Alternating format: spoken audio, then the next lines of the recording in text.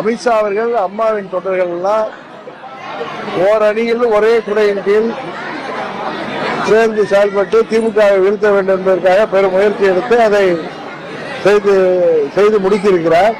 இன்னும் பிற கட்சிகள் யாரெல்லாம் திமுக ஆட்சியிலிருந்து நீக்கப்பட வேண்டும் என்று திமுகவின் இந்த மக்கள் விரோத ஆட்சிக்கு எதிராக செயல்படுகின்ற கட்சிகள் எங்கள் கூட்டணிக்கு வருவதன் மூலம் திமுகவை எதிர்க்கின்ற வாக்குகள் சிதறாமல் மாபெரும் வெற்றி பெற முடியும் என்பதுதான் எனது கோரிக்கை.